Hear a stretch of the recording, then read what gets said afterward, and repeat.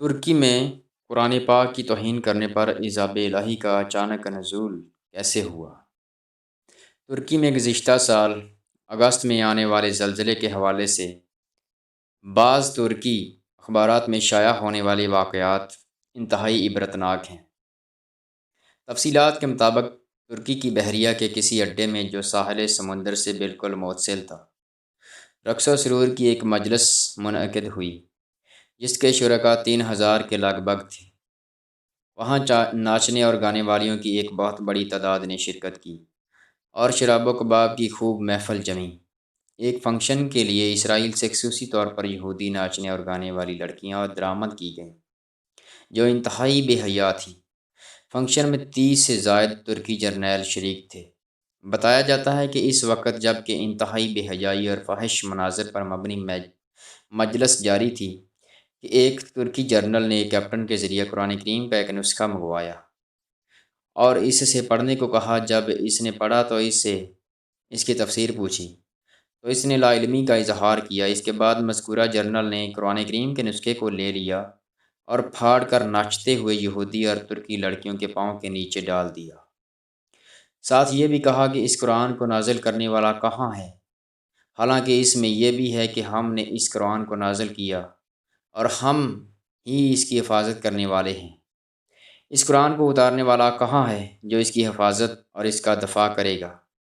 اس دوران اس قرآن کریم کو لانے والے کیپٹن پر انتہائی خوف طاری ہو گیا۔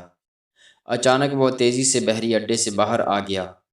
شاید اس کی وجہ یہ ہو کہ یہ شخص اس بحری اڈے پر آنے والے عذاب کے ابتدائی لمحات کا چشمدید گواہ بن سکے۔ اس کے بعد انتہائی عبرت آموز واقعات اور مناظر پیش آئے۔ بتایا جاتا ہے کہ اچانک ایک خوفناک روشنی نظر آئی جس نے دیکھتے ہی دیکھتے اس پورے علاقے کو اپنی لپیٹ میں لے لیا۔ اس کے بعد سمندر پھٹا اور اس میں سے آگ کے شعلے بلند ہونے لگے، ساتھ ہی لوگوں کی پھٹنے کی خوفناک آوازیں بھی آنے لگیں۔ اس کے بعد اللہ تعالیٰ نے اس پورے بحری اڈے کو اٹھا کر سمندر کے بیچ سے اٹھنے والی خوفناک لہروں کے درمیان پھینک دیا۔ اس کے بعد دوسرے علاقوں کو بھی زلزلے نے اپنی لپیٹ میں لے لیا۔ عجیب بات یہ ہے کہ مذکورہ پروگرام میں شریک ترکی، امریکی اور اسرائیلی فوجیوں اور ناچنے گانے والیوں کی لاشوں کا کچھ پتہ نہ چل سکا کہ وہ کہاں گئیں۔ تمام تر وسائل ہونے کے باوجود اب تک وہ لاشیں سمندر سے باہر نہ آ سکیں۔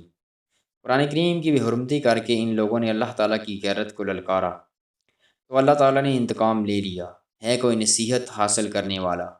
اس واقعہ میں اگرچہ حق تعالیٰ نے نہ صرف کل انسانیت کو بلکہ تمام مسلمانوں کو نہایت عبرت آموز سبق دینے کے لیے اپنے زبردست غصہ کا اظہار کیا ہے، جس سے پہلی بات ثابت ہوئی کہ قرآن پاک واقعی اللہ تعالیٰ کی آسمانی کتاب ہے، کیونکہ اگر یہ اللہ کی چیز اور اس کی آسمانی کتاب نہ ہوتی تو اللہ کو شاید غصہ بھی نہ آتا۔ کیا کسی مصنف یا مؤلف کی کتاب کی بے حرمتی و بے ادبی کرنے پر اللہ تعالیٰ کو غصہ آیا ہے؟ ظاہر ہے انسانی عقل و شعور کے اعتبار سے غصہ اسی کو آتا ہے جس کی چیز ہے۔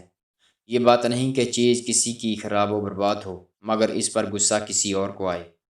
دوسری بات یہ ہے کہ کسی چیز کی جس درجہ شہرت والی چیز کی بے حرمتی و بے ادبی ہوگی، اتنے ہی درجہ و شدت کا اس کو غصہ بھی آئے گا۔ یہاں پر محفل رقص و سرور میں قرآن پاک کی جس کا اس محفل سے کوئی رابطہ، کوئی واسطہ یا تعلق بھی نہ تھا، جس درجہ سنگین گستاخی اور بے ادبی کا مظاہرہ کیا گیا تھا، اسی وجہ پر اللہ کے شدید سنگین غصہ نے وہ کام دکھایا کہ ہزاروں رقاصاؤں اور عیاشی کرنے والے انسان کی نعشوں کا نام و نشان بھی نہ